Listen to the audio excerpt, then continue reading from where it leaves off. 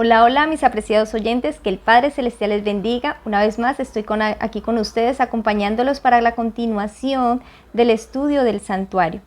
En el estudio pasado estuvimos meditando en lo que fue la mesa de la proposición y entendimos que era una representación de Cristo, nuestro Salvador. De hecho, este pan que se colocaba cada séptimo día de la semana representaba el pan vivo que descendió del cielo. Pero se me olvidó compartirles algo antes de continuar con el siguiente mueble, y es de que es importante entender de que en este mueble podemos ver una de las fiestas que instituyó el Salvador antes de partir de la tierra, y es la Santa Cena, porque aquí vemos lo que es el pan vivo que descendió del cielo, pero también aquí se hacían libaciones de vino, que representa la sangre preciosa de nuestro Salvador. Y algo que yo quiero recalcar es el tema de quiénes pueden tomar la Santa Cena, porque realmente esto ha sido algo que muchas veces se desconoce en medio de las iglesias, que no debería por qué ser así, pero aquí nomás en el santuario nos podemos dar cuenta que quienes participaban de eso eran, pues en este caso obviamente eran los sacerdotes, que eran los que entraban, pero bueno, sabemos que ahora el sumo sacerdote está allí en el cielo intercediendo por nosotros. Pero algo interesante es que hemos podido ver que en el proceso del santuario es el proceso que tanto el Salvador como cada uno de nosotros, que somos sus seguidores, que seguimos sus pisadas, hemos de tener. Y antes de poder entrar al lugar santo, ¿qué era lo que tenían que hacer los sacerdotes en el atrio? Primero, obviamente, era aceptar el sacrificio, aceptar a Cristo como Salvador personal, que esto representaba el arrepentimiento y el perdón de nuestros pecados. Pero también después de eso había otro mueble, y era el mueble del lavacro, que como hemos venido estudiando, representaba el bautismo. Después de que nosotros aceptamos a Cristo como Salvador personal, tomamos el bautismo como una confesión de fe. Y de ahí podemos entrar al lugar santo y poder gozar de las bendiciones de Dios. Allí nos podemos dar cuenta de que en realidad la Santa Cena no la pueden tomar los de afuera, porque es un rito sagrado. Debemos entender la solemnidad de ese rito. No me voy a especiar ahorita del significado, porque realmente es muy amplio, pero los que ya conocemos el tema de este rito tan importante, quiero que también entendamos de que no todos los que dicen quiero tomar la Santa Cena lo pueden hacer, sino que hay ciertas condiciones. Y la primera condición es haber hecho ya un pacto con Dios, porque solamente aquellos que comen la carne y beben la sangre del Hijo de Dios pueden ser partícipes de ese rito. Y nosotros no podemos comer su carne y beber su sangre mientras no lo hayamos aceptado como nuestro Salvador personal. Segunda condición es que obviamente estemos en paz para con Dios y para con nuestros hermanos, porque dice la palabra de Dios que todo aquel que bebe esa copa, come el pan y bebe la copa de una manera indigna, será culpado de juicio. Era eso lo que les quería recalcar respecto a este mueble. Entonces, ya teniendo en vista esto, quiero que continuemos con el siguiente mueble, que es el candelabro de oro puro. Y vamos a meditar en este precioso mueble, porque realmente hay mucha tela que cortar aquí. Y la descripción de este mueble la encontramos en el libro de Éxodo capítulo 25 versículo 31-40, para que ustedes lo lean después más detenidamente en sus casas. Pero básicamente aquí está la descripción de este mueble, y este mueble estaba ubicado frente a la mesa de la proposición. Estaba al lado norte, estaba la mesa, al lado sur se encontraba el candelabro. Vamos a empezar a mirar cada una de las características de este mueble y qué representaban cada una de ellas. La primera es que era hecho de oro puro. Es interesante porque tanto este mueble como el propiciatorio eran los únicos muebles que eran hechos de oro puro. De resto, los otros muebles eran madera, cubiertas de oro. Pero en el caso de estos dos muebles, que es el propiciatorio, no el arca, sino el propiciatorio, que era lo que iba sobre el arca, y esta, que es el candelabro de oro. Entonces, ¿por qué de oro puro? Porque ahorita vamos a ver de que esta es una vívida representación del Espíritu de Dios. Y vamos a entender verdaderamente quién es el que posee este espíritu en toda su plenitud. Hemos podido ver de que todos los muebles representan a Cristo, el Hijo de Dios. Pero ahorita vamos a entender por qué este mueble no tiene madera, sino solamente oro. Vamos a ver qué nos dice el libro de Hebreos capítulo 1, versículo 2 al 9. Dice la palabra de Dios: en estos postreros días nos ha hablado por el Hijo, a quien constituyó heredero de todo y por quien asimismo hizo el universo, el cual, siendo el resplandor de su gloria y la imagen misma de su sustancia, y quien sustenta todas las cosas con la palabra de su poder, habiendo efectuado la purificación de nuestros pecados por medio de sí mismo, se sentó a la diestra de la majestad en las alturas, hecho tanto superior a los ángeles, cuanto heredó más excelente nombre que ellos. Porque ¿a cuál de los ángeles dijo Dios jamás: mi hijo eres tú, yo te he engendrado hoy, y otra vez yo seré a él padre y él me será mi hijo? Y otra vez, cuando introduce al primogénito en el mundo, dice: adórenle todos los ángeles de Dios. Ciertamente de los ángeles dice: el que hace a sus ángeles espíritus y a sus ministros llama de fuego. Mas del Hijo dice: tu trono, oh Dios, por el siglo del siglo, cetro de equidad es el cetro de tu reino. Has amado la justicia y aborrecido la maldad, por lo cual te ungió Dios, el Dios tuyo, con óleo de alegría más que a tus compañeros. Es interesante esta cita porque acá nos está diciendo quién es Cristo. Dice que Dios el Padre reconoció de que Él era su Hijo unigénito, engendrado, que era superior ¿a quién? A los ángeles. Y algo interesante es que aun cuando Él introduce a su Hijo primogénito al mundo, Él le dice a los ángeles: adórenle. Con eso que estaba queriendo decir, de que no porque Él viniera acá en condición de carne, su autoridad iba a ser menor. No, sino que el Padre dijo que los ángeles debían que seguirle adorando, porque Él, a pesar de que vino acá en la tierra en condición de carne humana, aún así seguía siendo el Hijo de Dios. Aquí podemos ver de que en Él estaba toda la plenitud de ¿quién? Del Padre. Me llama mucho la atención de que en los libros de Wawoneri y Jones, donde habla de lo que es la justificación por la fe, hay un libro que se llama Cristo nuestra justicia, y él dice y él explica de que así como el ser humano nace de padre y madre y el hijo hereda tanto las características del uno y del otro, así también Cristo dice que salió del seno de su padre. Y como él salió fue del seno de su padre, él solamente heredó las características ¿de quién? De él, la misma imagen de su sustancia, hasta el punto de que el Padre se refiere a su Hijo como Dios. Dice: tu trono, oh Dios, por el siglo del siglo, cetro de equidad es el cetro de tu reino. El Padre reconoce de que su Hijo es igual a Él.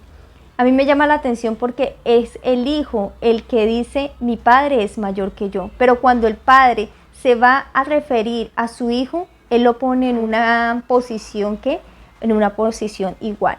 El que dice que es mayor que Él, ¿quién es? El Hijo, porque Él reconoce la autoridad de su Padre. Pero su Padre le dice a los ángeles que lo adoren porque Él es igual a Él. Ya mirando esto nos vamos a poder dar cuenta de que realmente este candelabro de oro también representa a Cristo, pero lo representa en toda la plenitud de su divinidad. Hemos venido mirando la representación de Cristo en las dos condiciones, en la divina y en la humana, pero esta es una representación de su divinidad. Es interesante ver que al igual que el altar de bronce, este también era sin medida. A este no se le dio medida, solamente se le dieron especificaciones de cuál era el diseño de este mueble, pero no se le dio medida. Y la vez pasada estudiamos de que cuando se habla del Espíritu Santo, el Espíritu Santo se da sin medida.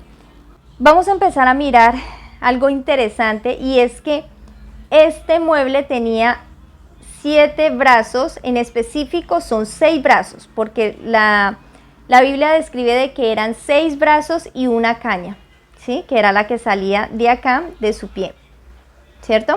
Ahora vamos a explicar qué representaba cada uno de los brazos de acá y qué representaba la caña. Vamos a mirar primero la caña. ¿Qué nos dice Isaías capítulo 11, versículo 1 y 2? Vamos a mirar el capítulo 1. Nos dice: saldrá una vara del tronco de Isaí y un vástago retoñará de sus raíces. Esa vara del tronco de Isaí, ¿a quién representaba? Representaba a Cristo. Y esa vara está representada por esta caña que está en el medio. Vamos a empezar a ver esta caña que está en el medio, qué dones del Espíritu poseía. Porque veamos que de esta caña se apoya los brazos, ¿sí? Por lo tanto, esta caña, ese vástago que iba a retoñar de sus raíces, representa a Cristo, el Hijo de Dios. Y dice en el versículo 2, y reposará sobre él el Espíritu de Jehová, Espíritu de sabiduría, de inteligencia, Espíritu de consejo y de poder, Espíritu de conocimiento y de temor a Jehová. Ahora, algo interesante, quiero que le prestemos atención a esto que les voy a explicar. Es de que yo me tomé la tarea de poner en cada parte cada una de las características. El primero dice que es espíritu de sabiduría. Entonces, espíritu de sabiduría, espíritu de inteligencia, espíritu de consejo, espíritu de poder, espíritu del conocimiento de Jehová y espíritu del temor de Jehová. Vamos a mirar el primer punto, el espíritu de la sabiduría. Veamos qué es la sabiduría. Primero, antes de tocar la cita, quiero que recordemos de que hay un capítulo en Proverbios donde habla quién es la sabiduría. La sabiduría es Cristo. De hecho, ahí Cristo se personifica en lo que es la sabiduría. Pero entonces ahorita vamos a ver para el hombre qué es sabiduría. Proverbios capítulo 9, versículo 10 nos dice: el temor de Jehová es el principio de la sabiduría. Ahí continúa el versículo, pero lo vamos a dejar ahí. El temor de Jehová es el principio de la sabiduría. Y ahorita ubicamos nosotros de que la sabiduría estaba acá y el temor de Jehová estaba acá. Ahí nos podemos dar cuenta de cómo este brazo está ligado con este. O sea que la sabiduría está ligada ¿con qué? Con el temor de Jehová, según nos dice la palabra de Dios. Porque el principio de la sabiduría es el temor de Jehová. Ahora vamos a mirar qué es el temor de Jehová. Entonces vamos a ir viendo de que vamos a tocar estos atributos del Espíritu de esta manera. Porque cada brazo está ligado con el otro. La sabiduría está ligada con el temor de Jehová. La inteligencia está ligada con el conocimiento de Jehová. Y el consejo está ligado con el poder de Jehová.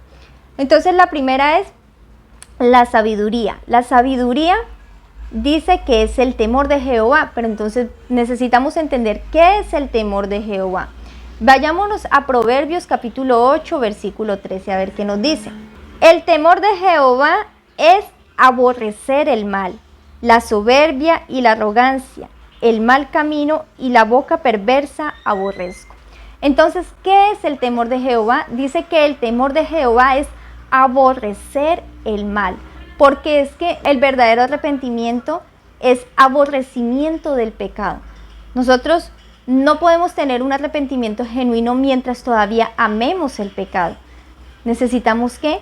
Aborrecer el mal. Es lo primero que hace, es la primera acción que hace el Espíritu de Dios en nosotros, que es convencernos de lo que es pecado. Cuando nosotros nos convencemos de lo que es pecado y cuáles son las consecuencias que ha traído este pecado, que han afectado no solamente a la humanidad, sino que el cielo mismo tuvo que sufrir estas consecuencias, entonces nosotros vamos a ¿qué?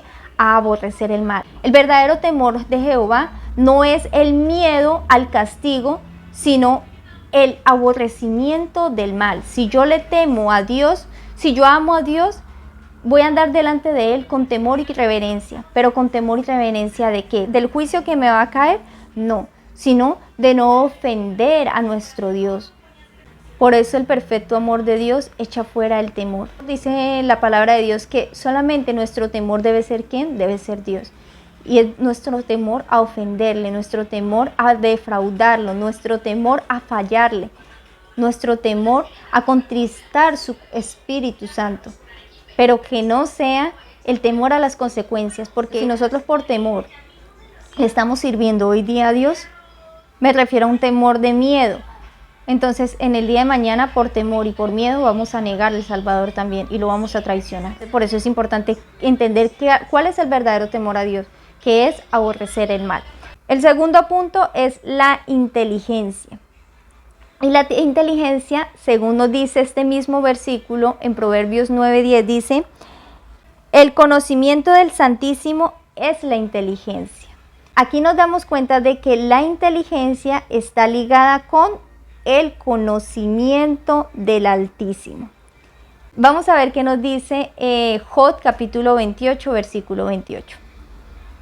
Dice la palabra de Dios: he aquí que el temor del Señor es la sabiduría. Vuelve y nos recalca que el temor del Señor es la sabiduría.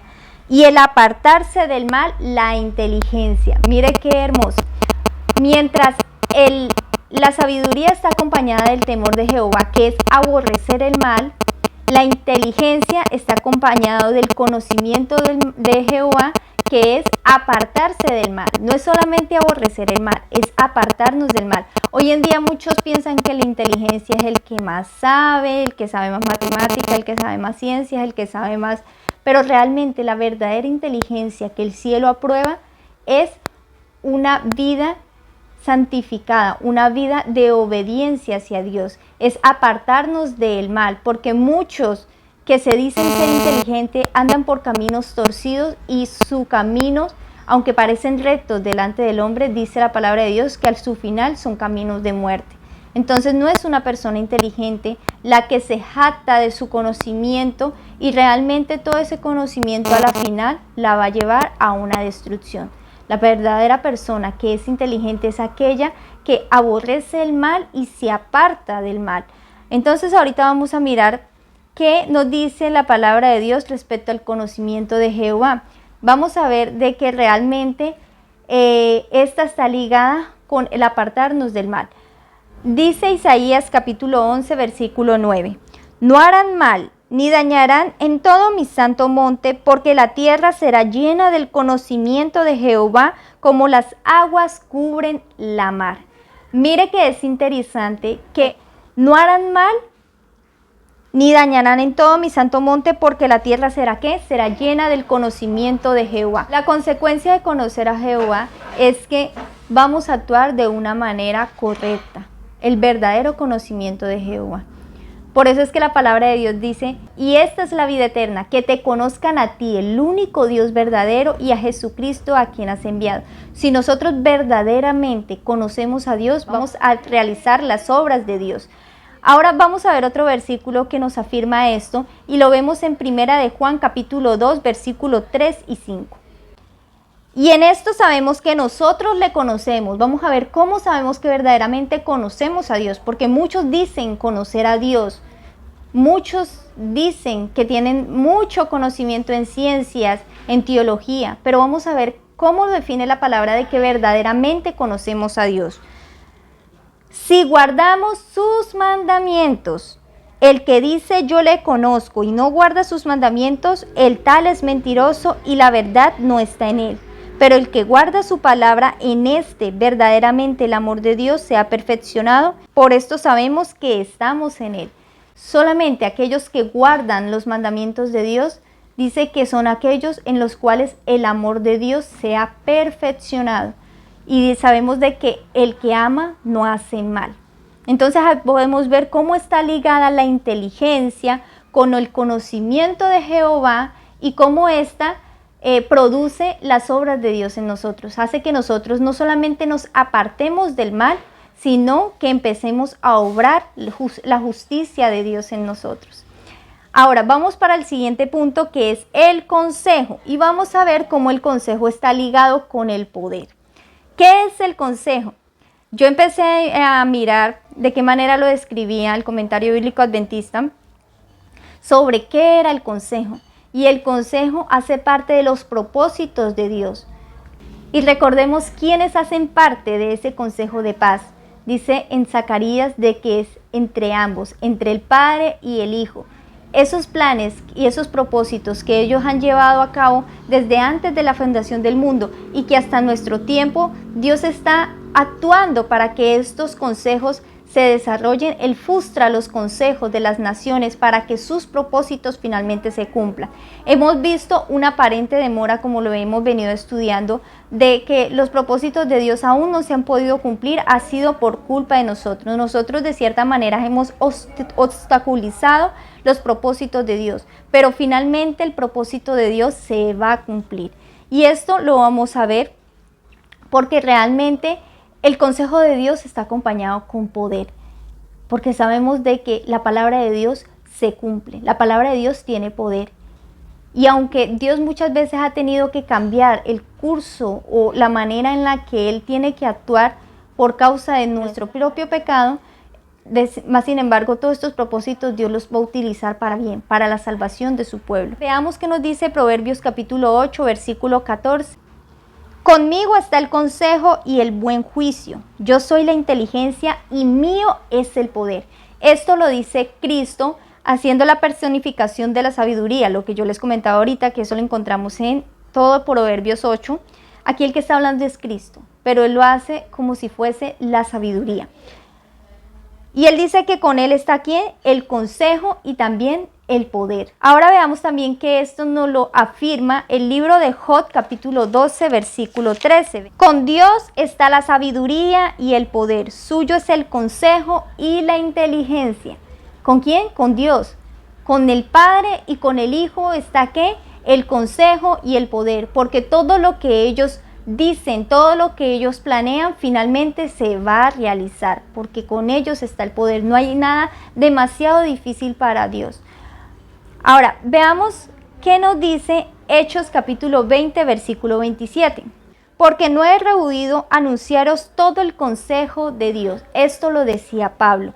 Decía que él no se rehusó a darles a conocer al pueblo cuál era todo el consejo de Dios. Y yo busqué en el comentario bíblico adventista y decía que este consejo hacía parte de todo el plan de la salvación. Es decir, que Pablo les dio a conocer el evangelio de Dios, les dio a conocer cuál era el plan de la salvación. ¿Ya? De modo que hoy en día nosotros tampoco tenemos excusas, porque Dios nos ha dado a conocer cuál ha sido su plan de la salvación a través de las Escrituras y aún a través de aquellos siervos que están levantando su voz y están dando a conocer este plan que para muchos es desconocido. Y es allí donde nosotros debemos estar prestos a comunicarle estas buenas nuevas a aquellas almas que perecen, así como lo hacía Pablo y como lo hacía todos los demás apóstoles. Ahora veamos cómo esto está relacionado con el poder de Dios.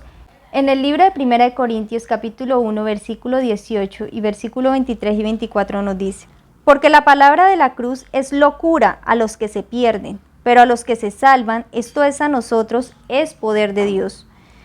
Y el 23 y 24 nos dice: pero nosotros predicamos a Cristo crucificado, para los judíos ciertamente tropezadero y para los gentiles locura, mas para los llamados así judíos como griegos, Cristo es poder de Dios y sabiduría de Dios. Aquí vemos de que el mensaje del evangelio es poder de Dios. Los planes de Dios están acompañados de poder. Cuando Dios promete que va a hacer algo, lo va a cumplir. Si Dios ha prometido que va a ser de nosotros hijos e hijas de Él, si Él ha prometido que va a ser nuevas criaturas, si Él nos ha prometido de que Él va a poner su ley en nuestros corazones, vamos a creer, debemos creer a su palabra, porque su palabra realmente se cumple. Esto lo pudimos ver desde el principio de la creación, cuando todo en la tierra era tinieblas. Dice que no había nada, sino que la tierra estaba desordenada y vacía. Y de esta manera Dios, con tan solo el poder de su palabra, creó los cielos, la tierra, el mar y la fuente de las aguas. De la misma manera Dios vuelve a crearnos a nosotros, a Él, conforme a su imagen y semejanza. Esa imagen que se perdió desde el principio de la creación, cuando nuestros primeros padres pecaron. Y Él ha prometido de que Él iba a restaurar esa imagen. Ahora, a pesar de que cada vez vemos de que la imagen de Dios tristemente se está perdiendo más, También vemos un pueblo remanente, que con ese es con el que el Padre Celestial está trabajando, porque hay una condición para que esas promesas se puedan cumplir, y es que nosotros debemos tener fe en el Hijo de Dios, porque acá nos dice de que no solamente el Evangelio, sino que Cristo mismo es poder de Dios y sabiduría de Dios. Ahora veamos también qué nos dice el libro de Romanos capítulo 1, versículo 16. Porque no me avergüenzo del Evangelio, porque es poder de Dios para salvación a todo aquel que cree, al judío primeramente y también al griego. Mire qué hermoso versículo. No hemos de avergonzarnos del Evangelio porque es que es poder de Dios para salvación con una condición, a todo aquel que cree. Porque Cristo murió por toda la humanidad, pero solamente aquellos que creen en el unigénito Hijo de Dios son los que van a poder ser portadores de esta promesa. Aquí nos damos cuenta de que realmente el consejo, que son los planes, los propósitos de Dios, van acompañados de poder, porque finalmente se van a cumplir, porque Dios está obrando actualmente, aunque aparentemente el mundo se encuentra en tinieblas y no se puede ver los propósitos de Dios cumplidos. Solamente aquellos que realmente estudiamos su palabra, aquellos que procuramos hacer la voluntad de Dios, aquellos que procuramos tener una comunión con Dios, nos damos cuenta de que los propósitos de Dios sí se están cumpliendo. Ahora vamos a estudiar, ya viendo esto, lo que significaba cada uno de los atributos del Espíritu que eran poseídos por aquel vástago que iba a retoñar de la raíz de Isaí, que representaba a Cristo. Vamos a mirar también cada uno de los diseños que poseía este mueble. Estaba acompañado de 7 copas, 7 manzanas, 7 flores, 7 lamparillas, el aceite de la unción, que era con el que alumbraba, y la luz que emitía este candelabro de oro. Ahora, vamos a ir primero a las 7 copas. Las 7 copas me llevan a lo que es Apocalipsis 15:7, que nos habla de la ira de Dios. Y uno de los 4 seres vivientes dio a los 7 ángeles 7 copas de oro llenas de la ira de Dios, que vive por los siglos de los siglos. Aquí podemos ver representado que la ira de Dios obviamente está representada por la justicia de Dios, porque Dios finalmente en su ira tendrá que realizar su extraña obra, porque por justicia, por amor a sus escogidos, Él tendrá que hacer juicio a las naciones. Y ahí vemos lo que son las 7 copas. Pero también me llamaba la atención de que en Apocalipsis capítulo 5, versículo 8 leemos: y cuando hubo tomado el libro, los 4 seres vivientes y los 24 ancianos se postraron delante del Cordero. Todos tenían arpas y copas de oro llenas de incienso, que son las oraciones de los santos. Me llamaba la atención esto porque mientras unas copas llevaban lo que era la ira de Dios, las otras poseían el incienso, que son las oraciones de los santos. Entonces aquí podemos ver la misericordia de Dios. En todos esos temas que hemos venido estudiando hemos podido ver la misericordia y la justicia de Dios, y en esta también podemos verlo ilustrado, de que Dios en su misericordia está actualmente haciendo una obra de purificación, de intercesión. Cristo está haciendo una obra de intercesión por su pueblo, porque Él no quiere que ninguno perezca, sino que todos procedan al arrepentimiento. Pero mientras Él hace esa obra de purificación, también está haciendo una obra de juicio. Y sus ojos están atentos a cómo se está desarrollando este gran conflicto en medio de las naciones, para finalmente tener que realizar un juicio justo, porque sus juicios son justos y verdaderos. Ahora vamos a leer el libro de Salmos capítulo 89, versículo 14, a ver qué nos dice. Justicia y juicio son el cimiento de tu trono, y misericordia y verdad van delante de tu rostro. Aquí vemos que la justicia y el juicio, la misericordia y la verdad hacen parte de la majestad de Dios, hacen parte del trono de Dios. De hecho, la justicia y el juicio son ¿qué? Son el cimiento de su trono. Pero dice la sierva del Eterno que Dios puede ser misericordioso sin dejar de ser justo, porque de hecho por su misericordia es que nosotros no hemos sido consumidos. La justicia exigía la vida del pecador, o sea, nuestra vida. Era para que nosotros ya no estuviéramos en esta tierra, era para que nosotros ya estuviéramos destruidos. Pero por misericordia, Dios, Él mismo se encargó de pagar el precio de esa transgresión para que nosotros pudiésemos ser salvos. Y esto lo vimos completado en la cruz del Calvario. Veamos qué nos dice el Salmo 85:10. La misericordia y la verdad se encontraron, la justicia y la paz se besaron. allí en la cruz del Calvario, cuando Cristo entregó su vida, dice que la misericordia y la verdad se encontraron y que la justicia y la paz se besaron. Muchos dirán, ¿cómo puede ser Dios justo y ser misericordioso al mismo tiempo?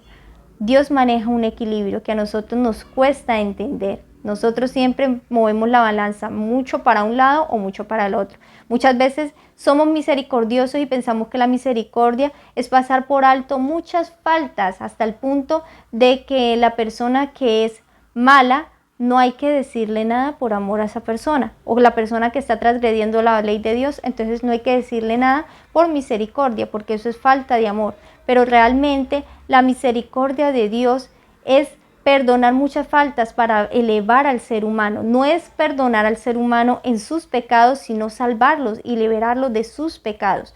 Ahí vemos de que en la cruz del Calvario Cristo cumplió con eso, porque vimos de que el Salvador, aun cuando fue misericordioso, su justicia exigía un sacrificio perfecto que nadie lo podía llevar a cabo, porque es que nosotros éramos transgresores de la ley, o porque nosotros hemos sido transgresores de la ley, y ningún ser humano en esta tierra era digno de tomar esta posición de pagar el precio del pecado, y ni siquiera aún los ángeles, sino uno que fuera igual a Dios. En este caso, el que tuvo que cargar con esta sentencia fue el Hijo de Dios, Cristo Jesús. Y Él en ese momento, en la cruz del Calvario, cuando Él murió y cuando Él dijo consumado es, fue el momento en que la misericordia y la verdad se encontraron y en que la justicia y la paz se besaron.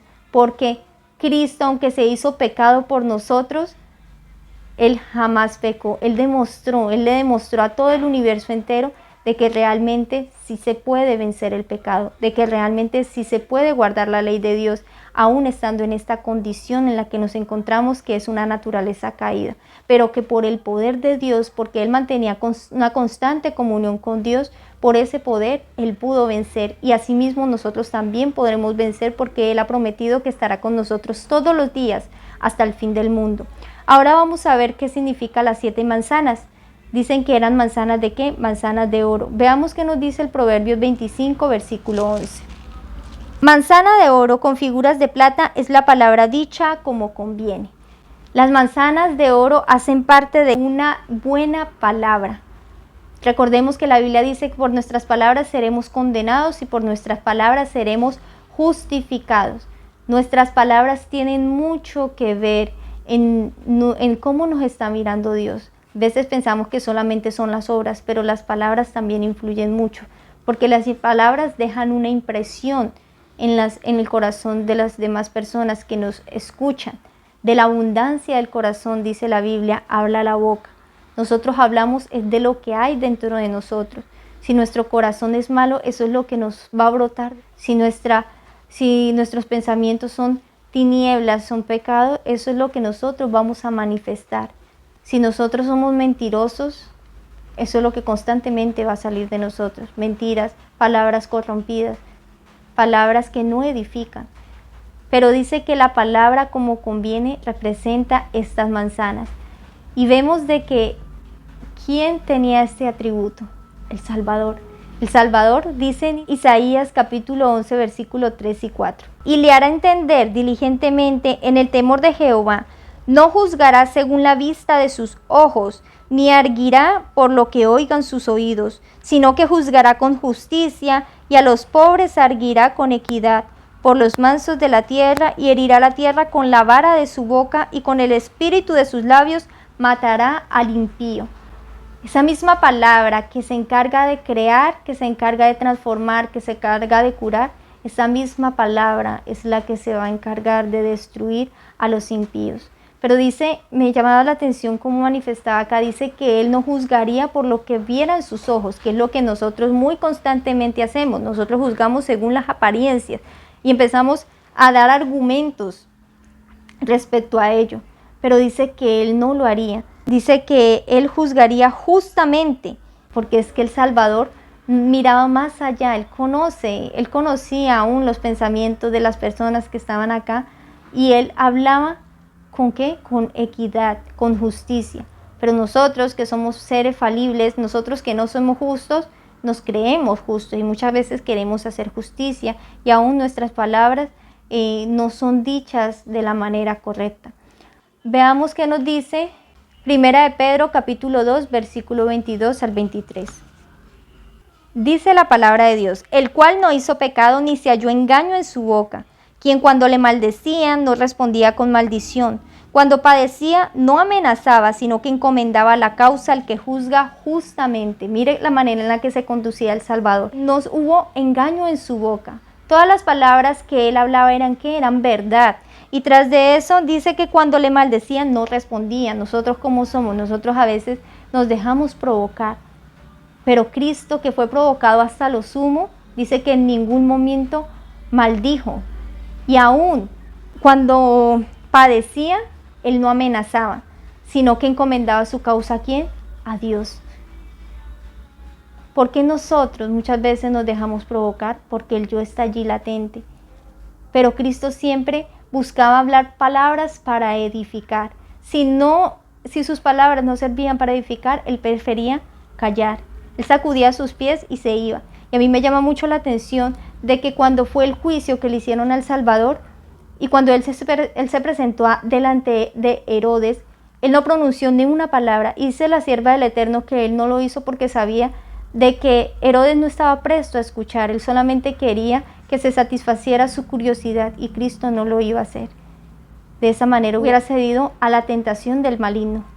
Hubiera utilizado esas palabras para su propio beneficio, pero él todo lo hacía era para edificar. Y por eso nosotros tenemos un ejemplo perfecto, no tenemos excusa por ningún lado. Nosotros no podemos buscarle algún pecado a Cristo para justificar nuestro mal comportamiento, porque Él siempre se comportó de una manera correcta delante de los hombres y delante de Dios. Y veamos también qué nos dice Colosenses capítulo 4, versículo 6. ¿Qué consejo nos da Pablo? Sea vuestra palabra siempre con gracia, sazonada con sal, para que sepáis cómo debéis responder a cada uno. ¿Cómo debe ser nuestra palabra? Dice con gracia y sazonada con sal.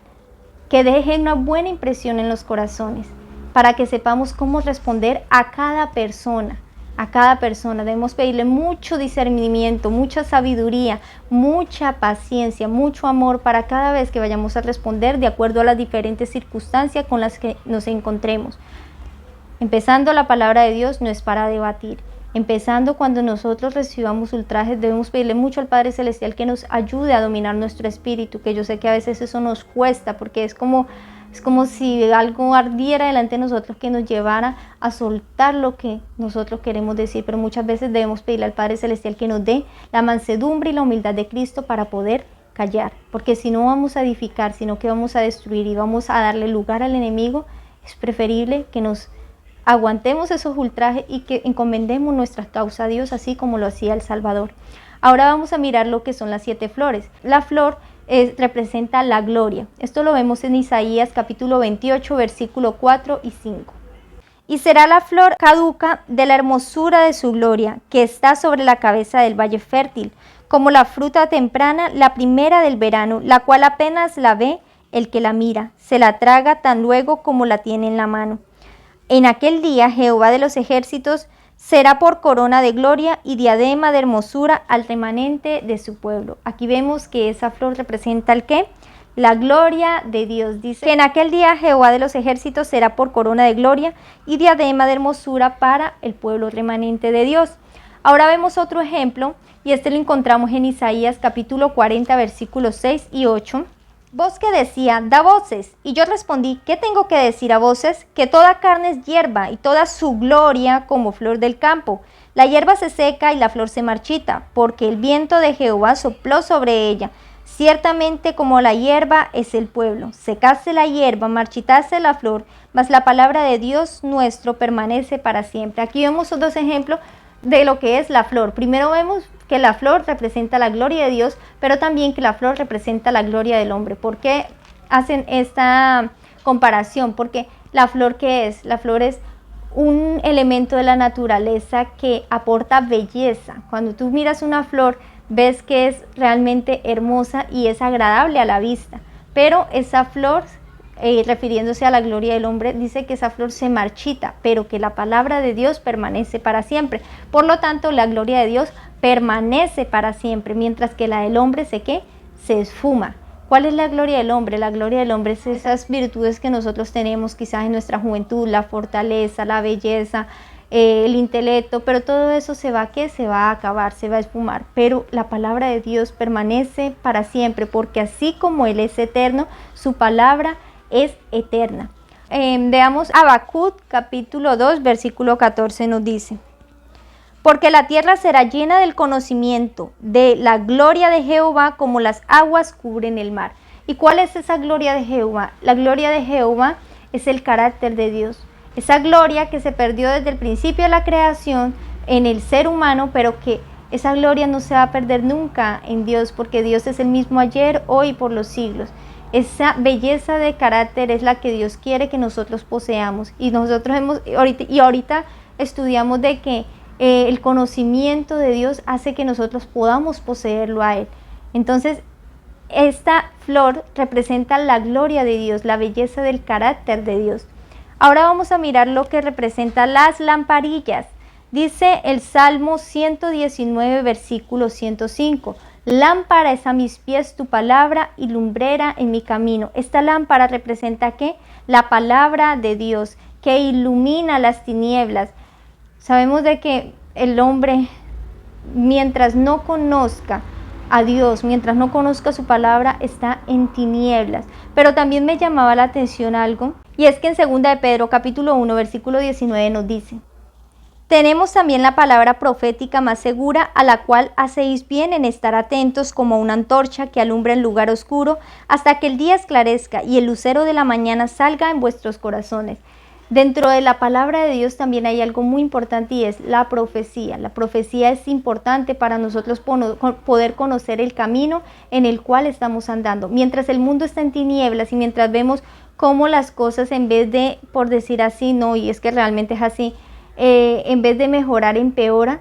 En vez de nosotros ver la mano del Creador, estamos viendo la mano del enemigo, pero a través de las profecías podemos ver de que verdaderamente Dios está actuando. Muchos que dicen que Dios se ha olvidado del ser humano y de que no está interviniendo respecto a toda la maldad que estamos viendo, aquellos que estudiamos las profecías nos podemos dar cuenta de que verdaderamente Cristo está obrando y de que todas esas cosas que están pasando, Dios ya nos las había advertido. Por eso dice que tenemos que estar atentos a esa palabra profética más segura, que como una antorcha alumbra en un lugar oscuro. Entonces, por eso la palabra de Dios, la profecía de Dios van de la mano.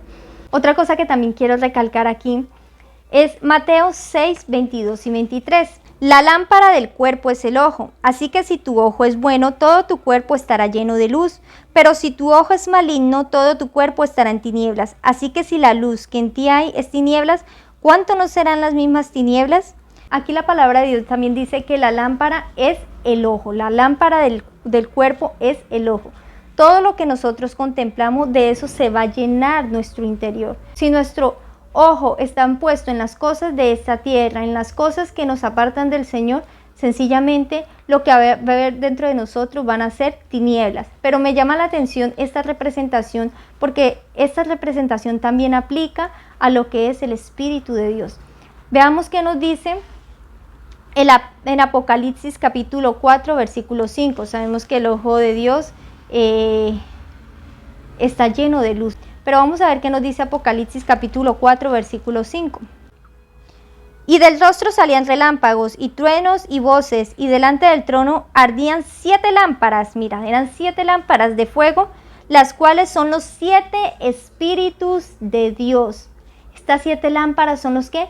Los 7 espíritus de Dios. Y ahorita en Zacarías capítulo 4, nos vamos a dar cuenta de que esos 7 espíritus de Dios, porque muchos dicen, bueno, entonces no es un Espíritu Santo, sino que son 7 espíritus. No, recordemos que el número 7 representa plenitud, totalidad, perfección. Y cuando dice que son los 7 espíritus de Dios, quiere decir de que el Espíritu de Dios se mueve por toda la tierra. Acordémonos que Cristo habita la plenitud de la divinidad. Ahorita leímos cuáles eran 7 de los atributos de Dios. Eso es como un resumen de todo lo que es Dios. Pero podemos decir, es como los 10 mandamientos. Los 10 mandamientos están resumidos en esos 10 preceptos cortos pero abarcantes. Cuando empezamos a abarcar cada uno de ellos, vemos cómo se amplía cada mandamiento y que realmente es allí donde sale el Pentateuco. Pero lo mismo pasa con los atributos de Dios. Nosotros no podemos limitar ni el poder, ni siquiera la definición de lo que representa su espíritu. Acá sencillamente dice, son los 7 espíritus de Dios, su plenitud. Y ahorita nos vamos a dar cuenta de que esos 7 espíritus también van acompañados de los ojos de Dios que están puestos sobre la tierra. Y esto lo vamos a ver en el libro de Zacarías, capítulo 4.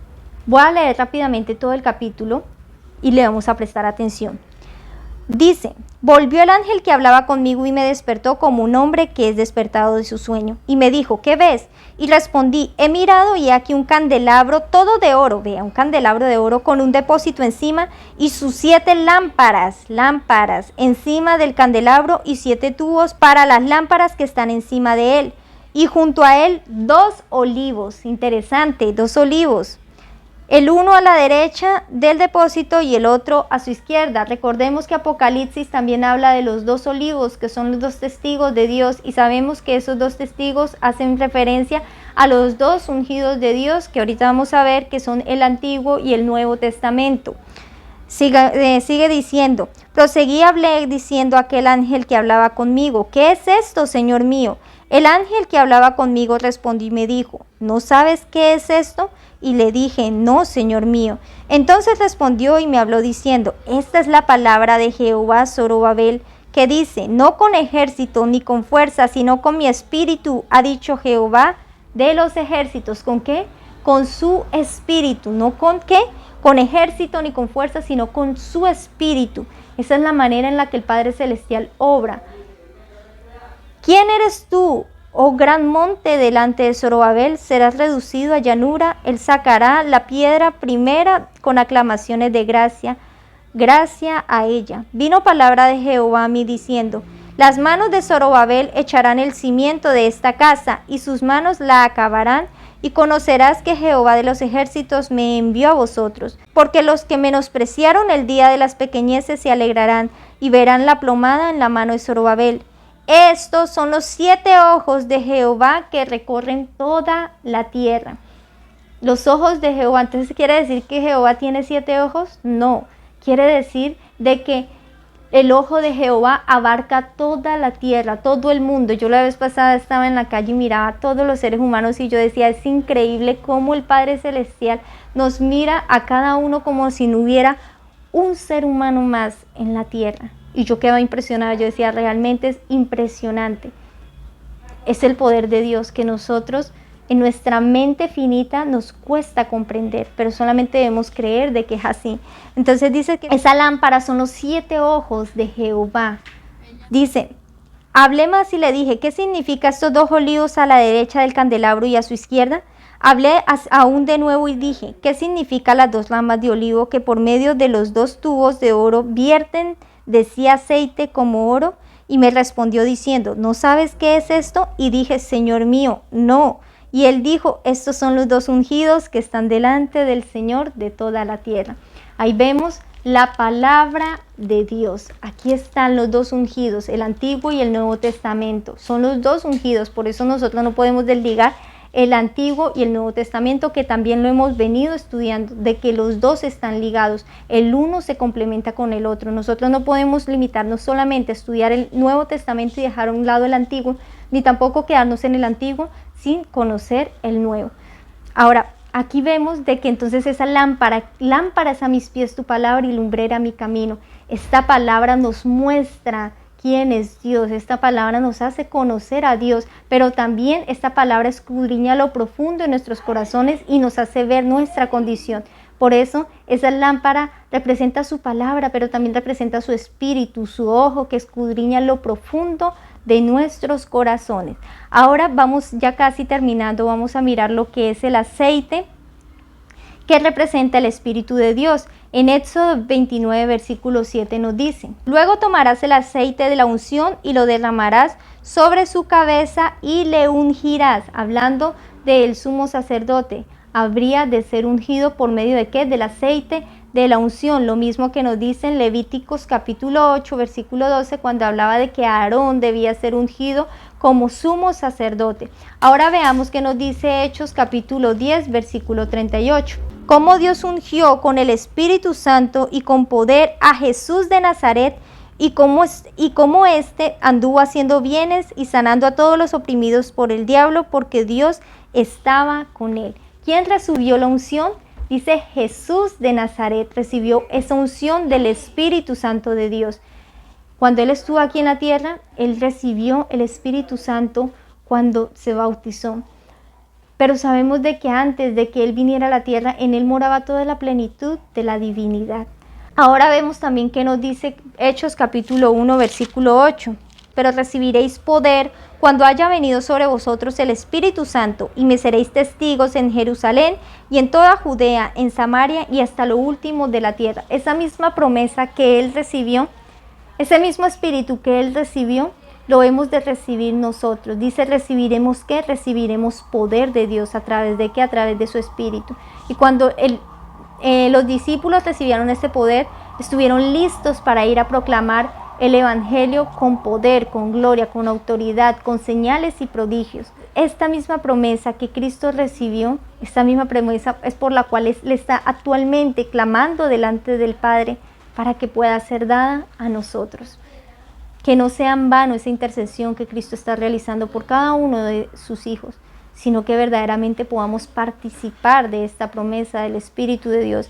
Y ya para finalizar, vamos a ver qué significa la luz, que yo sé que todos tenemos una respuesta referente a esto. ¿Qué nos dice Juan capítulo 8, versículo 12? Dice el Salvador, yo soy la luz del mundo. El que me sigue no andará en tinieblas, sino que tendrá luz de la vida. Cristo es la luz mayor. Recordemos que Cristo está representado por el sol de justicia. Y a mí me llama la atención porque el sol de por sí tiene luz propia. Pero en el caso de la luna no tiene luz propia porque la lumbrera menor es la luna. Y esa lumbrera menor dice en Mateo capítulo 5, versículo 14, dice la palabra de Dios que vosotros sois la luz del mundo. Entonces, así como Él es la luz mayor, nosotros también debemos emitir luz, pero nosotros somos la luz menor. Así como el sol tiene luz propia y a medida que va girando, la luna va reflejando esa luz que le emite el sol, porque la luna no tiene luz, sino que la luz que ella transmite, la luz que ella refleja es por lo que le envía el sol. Asimismo nosotros somos la lumbrera menor y nosotros transmitimos, es la luz que proviene de Cristo. Nosotros solamente somos portadores de luz, pero la luz de por sí es Cristo Jesús, nuestro Salvador. Y esta luz está representada por la vida. Por eso a mí me llama la atención de que cada vez que una mujer va a tener un bebé, un hijo, va a dar vida a un ser humano, dice, esa mujer va a dar a luz, porque la luz está relacionada con la vida. Y esto lo encontramos en el libro de Juan, capítulo 1, versículo 4-6. En Él estaba la vida. ¿En quién? En Cristo. Y la vida era la luz de los hombres. La luz en las tinieblas resplandece y las tinieblas no prevalecieron contra ella. Gloria a Dios. ¿Cuáles eran las tinieblas? Si la luz representa la vida, las tinieblas representarían ¿qué? La muerte. Y esa muerte que Cristo tuvo que pagar no prevaleció en contra de Él. Porque a pesar de que el enemigo aparentemente triunfó porque lo llevó a la cruz del Calvario, no tuvo realmente, allí fue el fracaso de Satanás. Porque en ese momento fue cuando Cristo venció al que tenía el imperio de la muerte. La tumba no pudo retenerlo por mucho tiempo, sino que después del tercer día, Cristo resucitó para nunca más morir y aún para poderle dar vida a todos aquellos que crean en Él, porque Él es el portador de la vida. Aún Él dice de que Él tiene vida, que Dios le ha dado a Él el tener vida en sí mismo. Y Él dijo, no es que alguien me la quite, sino que yo la doy de mí mismo. Tengo poder para darle y tengo poder para volverla a tomar. Y eso fue lo que Él hizo. Él dio su vida por nosotros, pero después volvió y la tomó también para que nosotros podamos vivir con Él. Que esta maravillosa promesa pueda ser una realidad en cada uno de nosotros. Dios necesita alumbrar primero nuestra nuestro ser entero. En esta vida en la que nosotros estamos, que es una vida prestada, en este momento nosotros tenemos una vida prestada, Dios quiere que la utilicemos para honra y gloria de su nombre. Dios quiere que esa luz brille en cada uno de nosotros y que esos atributos del Espíritu se puedan manifestar en cada uno de nosotros. Cada vez que estudiemos lo que representa el Espíritu de Dios, vamos a tener mucha tela para cortar, porque realmente el Espíritu de Dios abarca muchas cosas, abarca lo que es su carácter, abarca lo que es su poder, abarca lo que es su sabiduría, su conocimiento, sus planes. El Espíritu de Dios abarca muchas cosas y nosotros no lo podemos explicar de una manera minuciosa ni de una manera abarcante tampoco, porque esto es la plenitud de Dios, es la plenitud de Dios, que son los designios que la mente humana no puede llegar a alcanzar. Recordemos que las cosas reveladas son para nosotros, pero las que están ocultas son para Dios. Que el Padre Celestial les bendiga. Espero que este estudio haya sido de bendición. Recuerden que Cristo vuelve pronto. Preparémonos. Chao, chao. Cielos y mares anuncian Cristo viene. Nuestra esperanza al fin se consumará. Pronto vendrá, pronto vendrá, pronto vendrá.